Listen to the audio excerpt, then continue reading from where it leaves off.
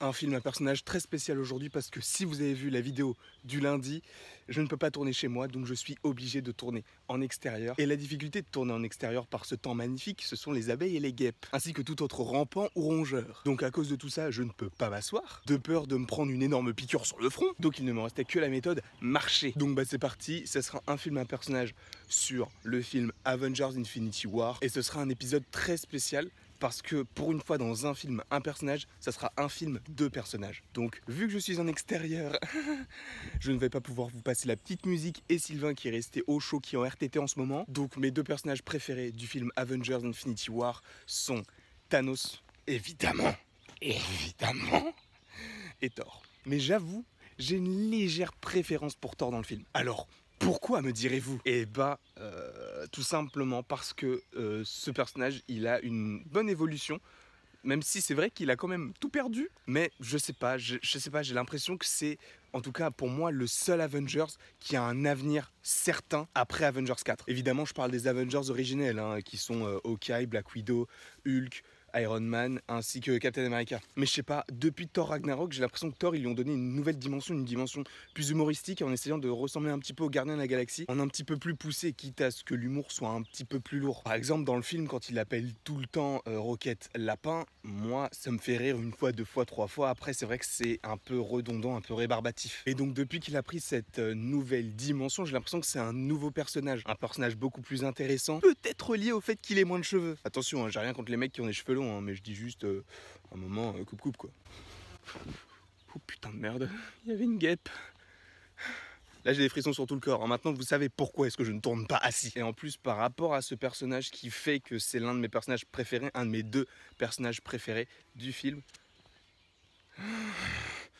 c'est la scène où il arrive au Wakanda et qui défonce beaucoup d'Outriders avec le ciel qui devient noir et lui avec ses petits ronds qui deviennent bleu clair. Enfin, j'ai trouvé ça hyper stylé. C'était ma scène préférée du film.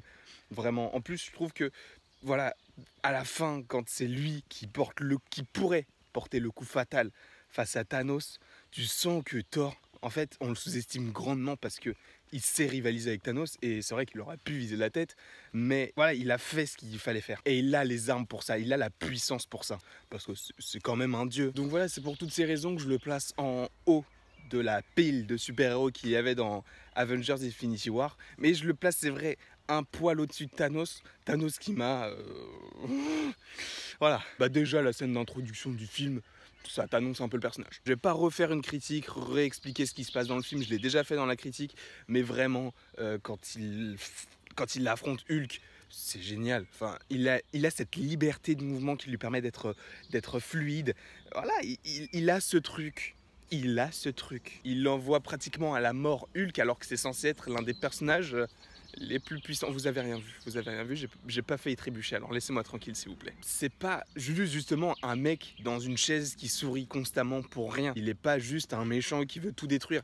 Il a ses raisons qu'on peut comprendre ou ne pas comprendre, mais on n'est pas là pour parler de ça. Bref, Thanos lui, il a vraiment une sensibilité, même si c'est un connard, on peut le dire, hein, c'est un connard, parce qu'il veut tuer la moitié de l'univers pour que l'autre moitié... En gros, il veut éliminer les mauvaises herbes pour que d'autres herbes repoussent et que ce soit pas des mauvaises herbes. Je sais pas si je suis très compréhensible. Son histoire avec Gamora, je trouve qu'elle est bien construite, même si elle est un peu brutale, parce que bah, quand on les avait vus ensemble dans les Gardiens de la Galaxie, bon, même si il avait dit ma fille préférée Gamora par rapport à Nebula, je sais pas, j'avais pas la relation, je voyais pas en fait la relation fusionnelle entre les deux personnages, et de voir qu'ils étaient comme ça, genre en fait c'est un peu, ils se détestent tout en s'aimant plus fort que tout, voir cette relation d'un coup dans un film comme ça alors que on nous l'avait pas vraiment présenté comme ça au cours des films, j'ai trouvé ça un peu étrange. Attention, étrange mais bien amené, parce que c'est pas une histoire comme ça qui en découle sur rien du tout. On sait que dans Avengers 4 il y aura forcément un rapport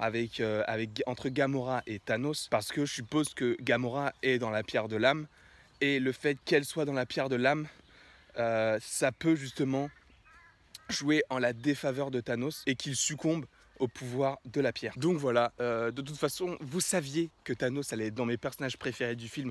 J'arrête pas de le dire, même quand je le vois, genre une seconde, c'est mon personnage préféré du film. Ou alors je le mentionne au moins dans une vidéo à chaque fois. Après, c'est vrai que Thor, avec le nouveau rôle qu'il a joué dans le Marvel Cinematic Universe, c'est ça qui me fait choisir aujourd'hui 2 films. Non, 2 personnages. En tout cas, j'espère que vous avez aimé cette vidéo. N'hésitez pas à aimer, partager, commenter, vous abonner, ne pas vous abonner. Et dites-moi dans les commentaires, vous, quel a été votre personnage préféré du film? Si ça a été Thanos, si ça a été Rocket, Thor, Captain America, bien qu'on ne le voit pas énormément comme Black Panther. J'y reviendrai dans une autre vidéo que je pourrais tourner la semaine prochaine. Évidemment, je vous ai dit que cette semaine je ne pourrais pas tourner de vidéo, donc j'essaie de faire un peu comme je peux. Là, j'avais vraiment envie de vous faire cette vidéo pour ce dimanche là. J'aurais dû la sortir dimanche dernier, mais j'ai pas eu le temps de la tourner, donc j'en suis désolé pour ceux qui s'attendaient à la voir. En tout cas, là vous l'avez, pas dans un format habituel, mais voilà, c'est dans un format voilà. Mais j'ai fait comme j'ai pu, et voilà. En tout cas, j'espère que vous avez aimé la vidéo, et moi je vous dis à mardi. Normalement, mardi, il y a une vidéo qui sort, oui. Donc, j'espère vous revoir, et bisous bisous. Ah non, c'est pas ça mon outro. Je voulais dire à la prochaine pour la prochaine.